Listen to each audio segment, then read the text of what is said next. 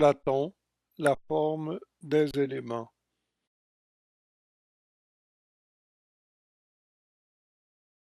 Pour Platon, l'univers est constitué des quatre éléments d'Empédocle, mais de quelle forme sont ces éléments? Voici l'explication qu'il donne.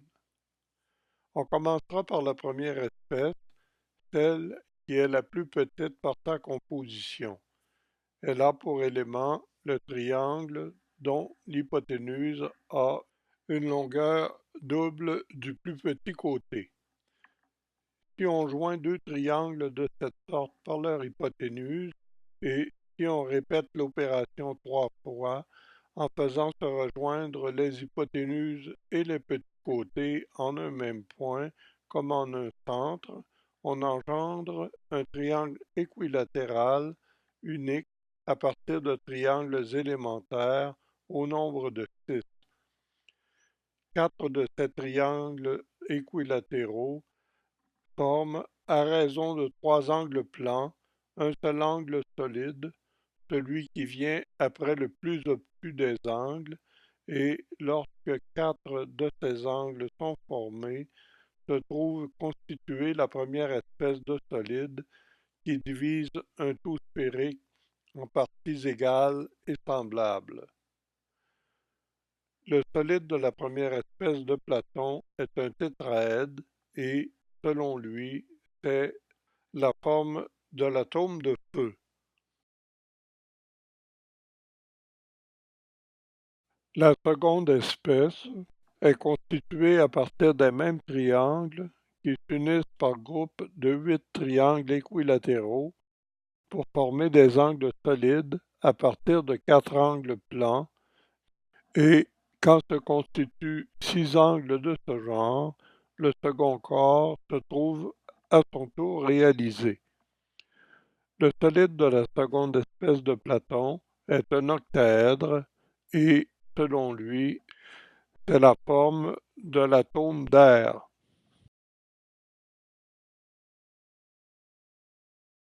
La troisième espèce est formée de 120 triangles élémentaires et de 12 angles solides, chacun de ces angles solides étant délimité par 5 angles plans et elle a 20 faces qui sont autant de triangles équilatéraux. Le solide de la troisième espèce de Platon est un icosaèdre et, selon Platon, c'est la forme de l'atome d'eau.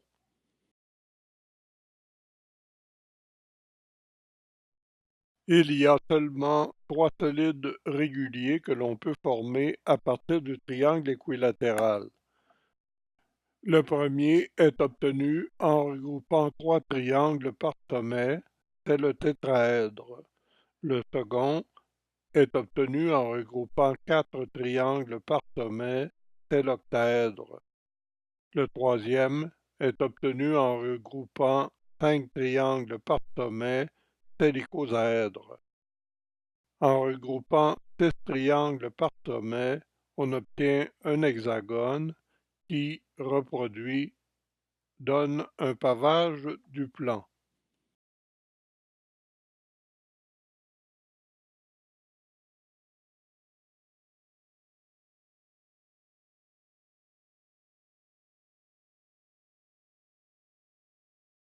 Platon poursuit sa description de la façon suivante.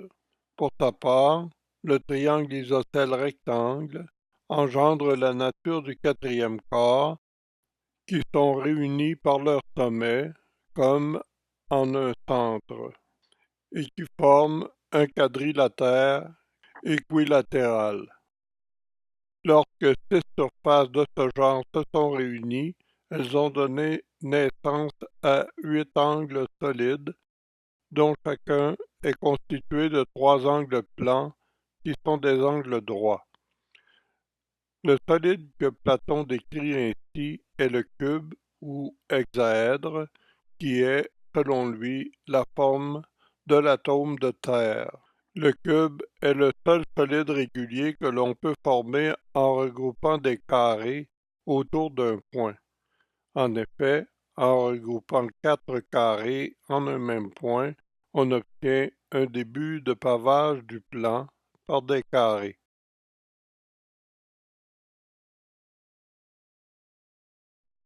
Platon poursuit: il restait une seule construction, la cinquième.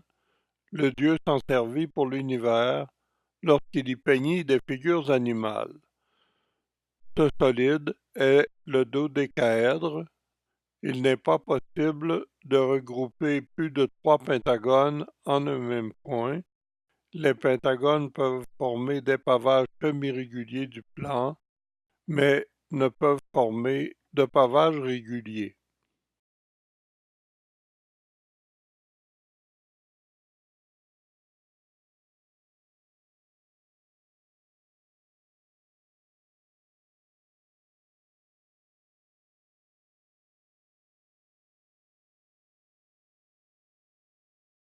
Les 5 solides décrits par Platon sont appelés corps réguliers de Platon ou solides de Platon. Ils avaient cependant été découverts par les pythagoriciens. Ce sont les seuls corps dont toutes les faces et tous les sommets sont identiques. Il existe cependant des corps semi-réguliers.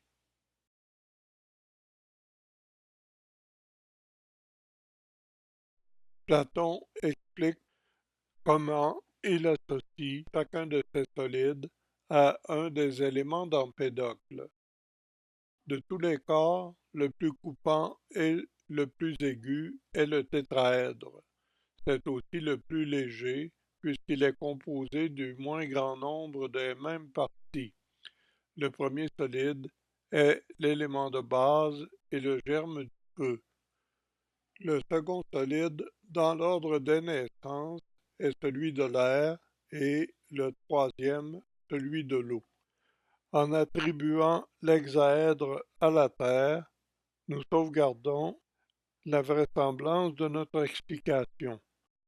Cette association des corps réguliers et des 4 éléments d'Empédocle a donné lieu aux premières équations chimiques de l'histoire. 2 atomes de feu donnent un atome d'air.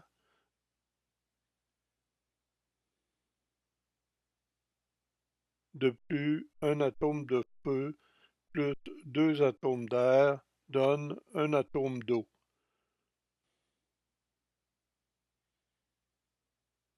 Deux atomes et demi d'air donnent un atome d'eau, toujours en considérant le nombre de faces de ces solides.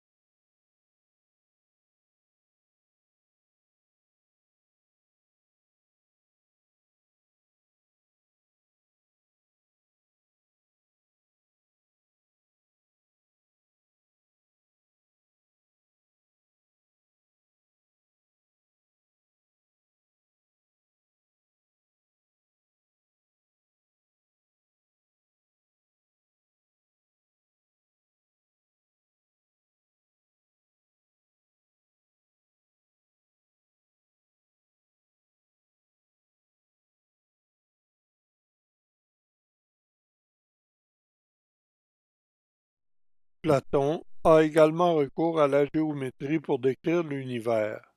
Il s'exprime ainsi. Comme figure, il lui donna celle qui lui convenait et qui lui était apparentée. Au vivant qui doit envelopper tous les vivants, la figure qui pouvait convenir était celle où s'inscrivent toutes les autres figures. Aussi est-ce une sphère dont tous les points sont équidistants de la périphérie, une figure qui entre toutes est la plus parfaite et la plus semblable à elle-même, puisqu'il y a 1000 fois plus de beauté dans le semblable que dans le dissemblable. Platon croyait en l'existence d'un monde parfait de nature géométrique et a proposé le système géocentrique classique. La Terre est une sphère immobile au centre de l'univers qui est lui aussi sphérique. Remarquons en terminant que les associations cocasses ne sont pas complètement démodées. Les éléments d'Empédocle survivent en astrologie avec les signes de terre, d'eau, d'air et de feu.